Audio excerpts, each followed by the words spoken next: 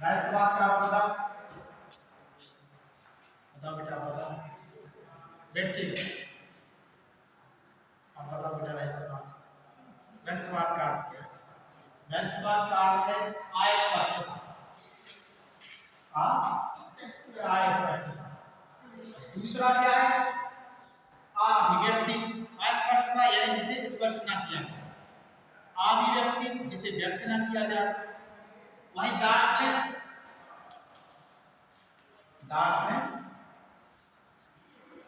Lady under कहती है परम सत्ता की वृद्धि भावुकता की प्रतिक्रिया ही रहस्यवाद है। रहस्यवाद केवल दार्शनिक एवं पश्चात साहित्यकारों ने ही केवल रहस्यवाद को परिभाषित नहीं किया है। अगर भारतीय साहित्य में बात करें तो आचार्य रामचंद्र शुक्ल ने एवं डॉक्टर रामकुमार वर्मा ने भी इस बात को बड़ी साफ शब्दों में समझाया है। आचार्य रामचंद्र शुक्ल क्या कहते हैं? आचार्य रामचंद्र कोई बताएगा? साधक के क्षेत्र में जो अद्वैत है वही साहित्य के क्षेत्र में रहस्यवाद है। साहित्य के क्षेत्र में रहस्यवाद है। आचार्य रामचंद्र शुक्ल कहते हैं कि साधक के क्षेत्र में जो अद्वैत है वही साहित्य के क्षेत्र में रहस्यवाद है। अच्छा, एक यहाँ शब्द आया है अद्वैत। अद्वैत का क्या अर्थ है? मतलब दो नहीं है, एक ही है। आत्मा और परमात्मा का एक ही वर्णन है, वही अद्वैत है।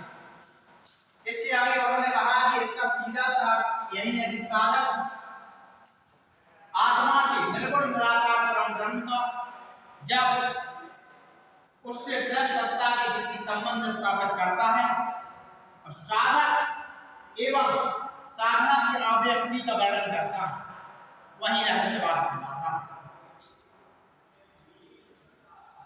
अब प्रश्न आता है, ये तो गया रहस्यवाद। दूसरा जो यहाँ प्रश्न बनता है वो है कबीर का रहस्यवाद। कबीर का रहस्यवाद क्या है?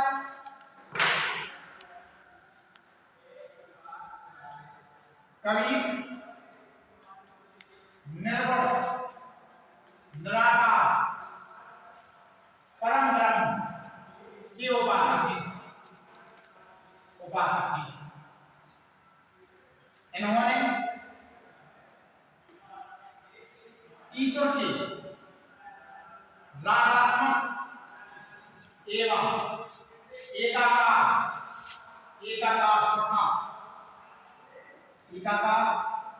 तथा वह क्या है?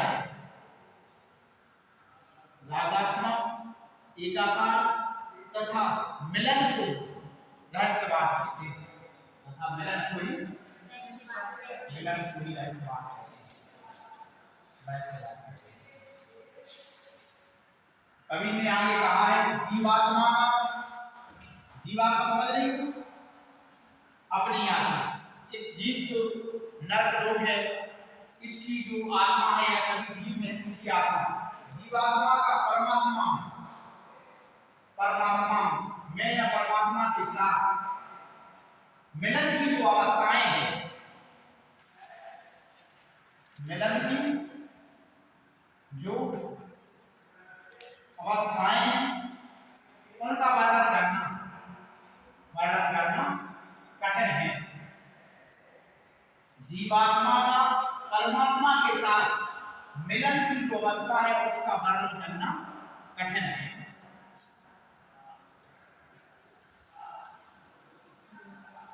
रहस्यवाद की अवस्थाएं,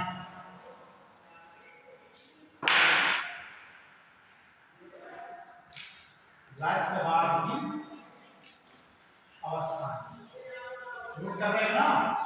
पूछे। अच्छा, रहस्यवाद की क्या अवस्थाएं हैं? पहली इसकी जो अवस्था होती है वो होती है जिज्ञासा, जिज्ञासा।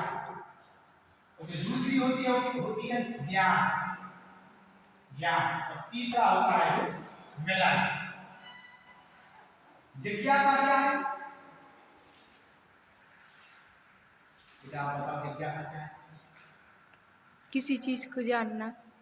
हाँ, जानने की इच्छा। तो जिज्ञासा में क्या रहता है? जिज्ञासा में कभी उस परम ब्रह्म के स्वरूप को जानना चाहते हैं, तो उसका स्वरूप कैसा है, वो किस प्रकार से इसकी आराधना की जाए, किस प्रकार से इसको प्राप्त किया जाए। ज्ञान में क्या है?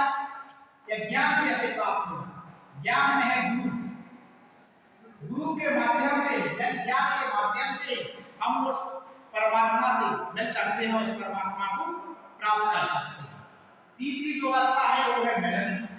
मिलन क्या है? आत्मा का परमात्मा से एक ही कार हो जाना। जब आत्मा और परमात्मा में कोई भेद ना रहेगा, जल में कुंभ, कुंभ में जल, अंदर बाहर पानी, फूटा जल जल जल ही समान, कितु कछु गति कछु कहीं न जाने।